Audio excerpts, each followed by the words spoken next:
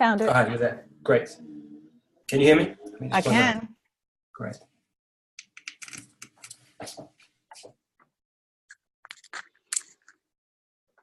Okay. You don't need to make a video that looks glossy and has images behind it that goes out to 10 million people to try and raise a couple of grand from each of them. Let me tell you something. I don't know if you remember that article that came out a few years ago by Bronnie Ware. She was a palliative care nurse for years. She worked in hospices with people who were dying. Mm-hmm. And as she interviewed them over the years, she wrote an article that said, these are the top 5 regrets of the dying, Jen. These are the top 2. Number 1, I wish I'd had the courage to live a life true to myself, not the life others expected of me. And the third one is, I wish I'd had the courage to express my feelings. So I wanted to jump on a video with you right now to capture this. It's being recorded, right?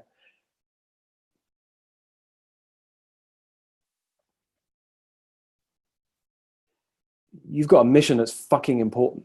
If this mission is accomplished, it's going to do things that are going to shift the nature of the planet. And if it isn't, people are going to be disaffected.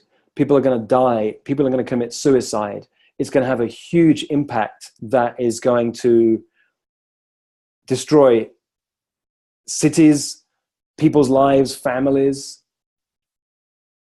Tell me this story, Jen, in this moment. Why are you doing this? Why are you trying to raise money to solve this problem? So I think there are 2 big crises that face humanity right now. One's climate change, and one's the future of work.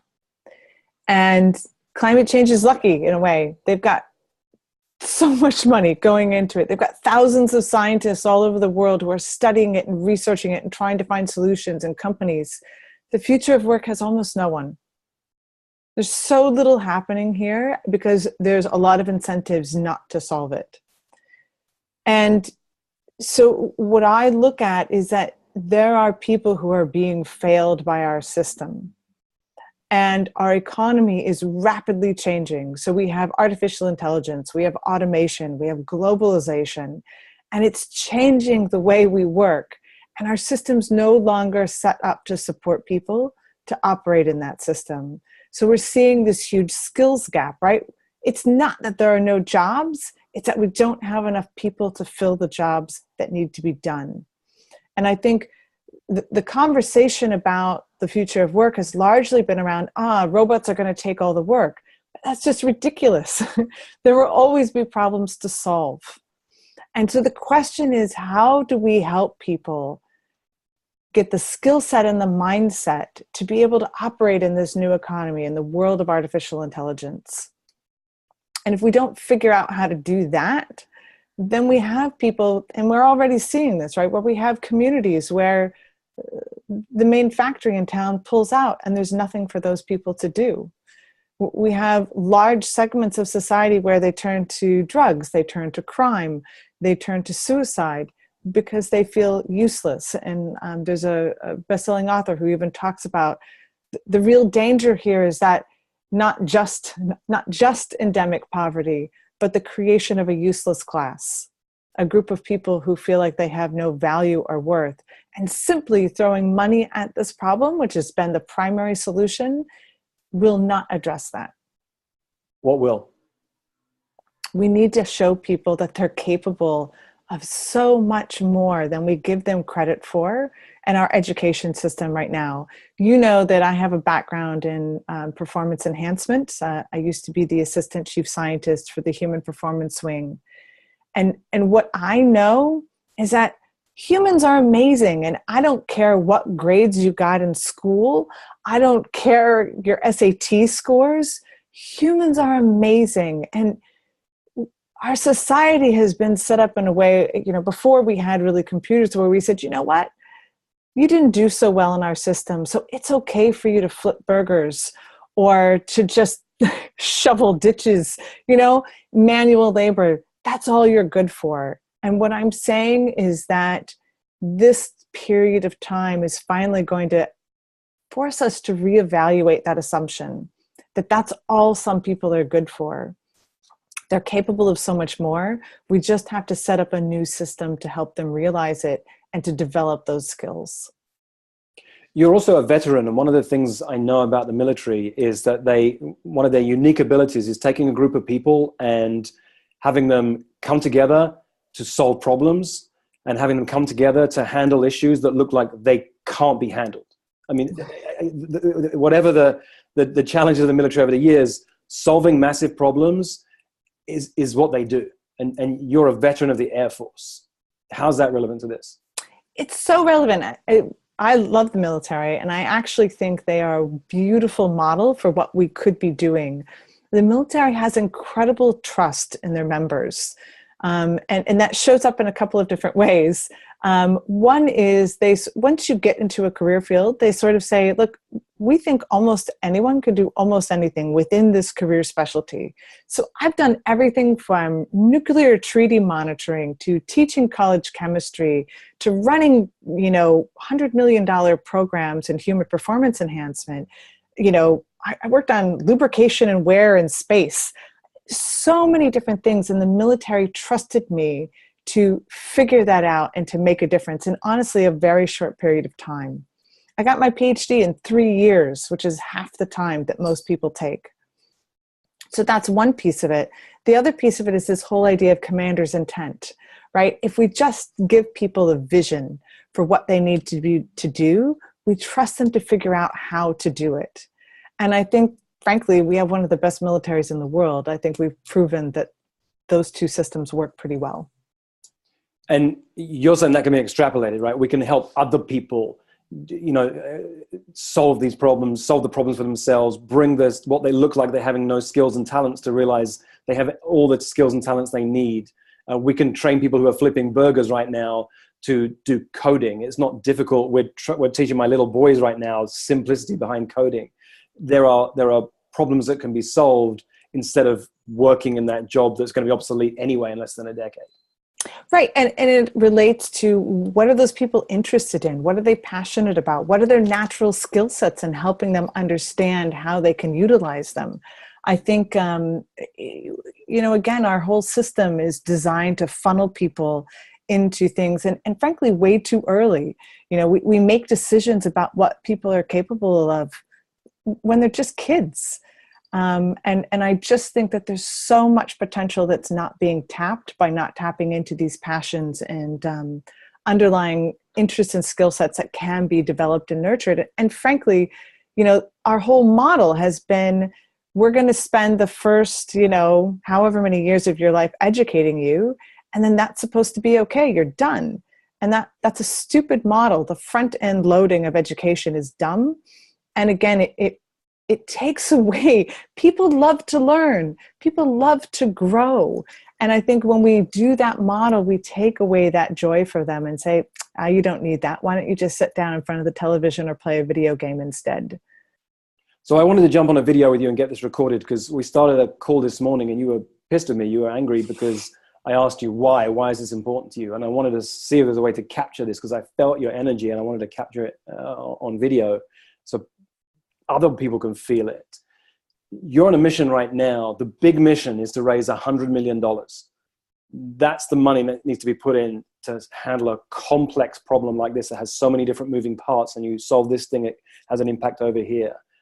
And right now you're not raising the 100 million, you're raising what amount of money to do what? I want to raise 170,000, and that does two things. The first piece is to bring together all of the people from technology, from education, from hiring, economists, so that we can really look at this problem holistically. Again, I mentioned climate change, right? We've got freaking thousands of scientists from all different disciplines addressing this problem. We can't afford to look at something as complex as the future of work from our different silos, right? We can't be the parable of the blind men trying to figure out the elephant. So we need to bring together these experts and to brainstorm questions. I think this is so important, because if you don't get the right question, you're not going to get the right solution. And I feel like we haven't done enough work there. most people, when they hear about this, it's scary. And so they instantly want to jump to a solution, right? They want to jump to universal basic income. And I'm not opposed to universal basic income, but it won't solve the problem that we're talking about. It won't solve people feeling like they're valueless. And so we need to get these experts together to do that questioning. At the end of that, we're going to have basically a list of potential focus areas for the prize. And, I know people think like $100 million sounds like a lot of money. It's a drop in the bucket, considering the complexity and how widespread this issue is. We're talking about affecting billions of people. I actually worry many times it's not enough. And then we're going to take the results of that meeting and take them to a prize design company who specializes in figuring out how do we now focus this question that we've got into something that we know when people have done it, and we can actually measure the impact. That's the other really important piece here that I think not enough people spend enough time thinking about, is how do we know when we've really made an impact? And that's not easy to do. So those two things cost $170,000. So right now we have a who do you know question. Who do you know? Who do you know who, and this, I'll go where I go and you see where you go after this. Because I see people like this who've sold, I talked to a guy the other day, he'd sold his second 8-figure business and he was about to start his next when he said, it dawned on me, I only started my businesses to be happy and I'm still not happy. So there are people out there who've made a great deal of money and something's still missing. We're all chasing success, and success doesn't give you what you're craving.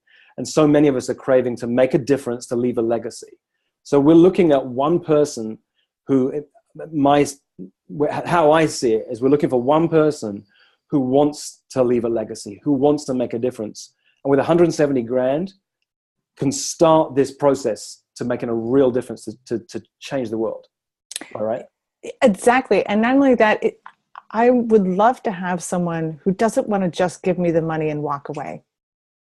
I want them to be in the room. I want them to be a partner in this process.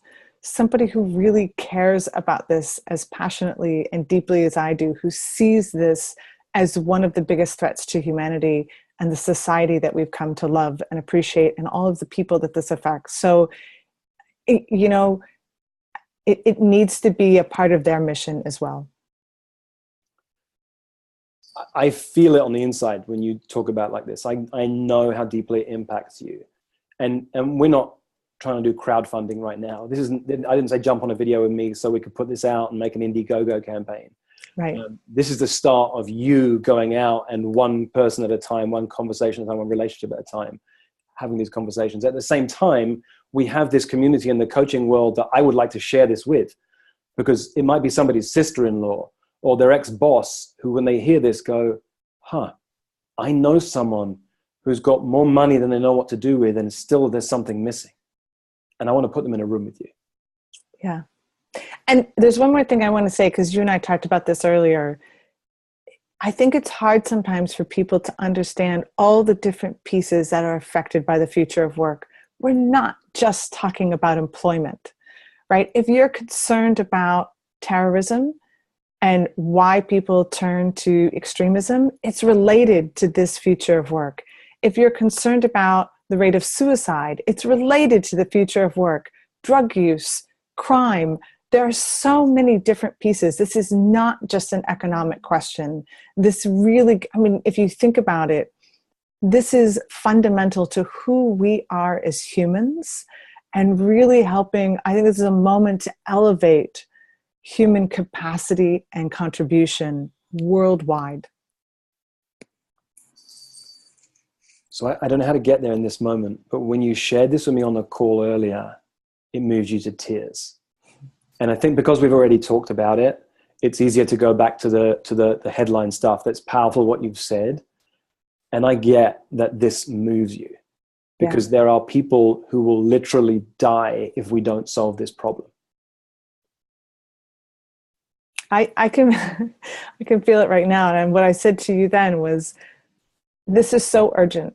I want to create this money this month, because every month we wait, The technology gets a little bit better and more complex. It's another town that's left without an employer and doesn't know how to solve it.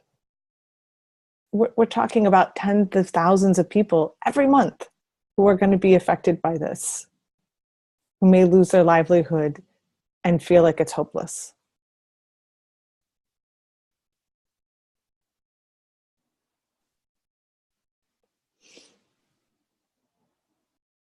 And if you could just imagine being there with them, imagining what it's like to feel like there's no hope for you. There's no way for you to get to where you need to be to get hired in this economy, and to feel like you have value, to feel valueless is one of the worst things I can imagine.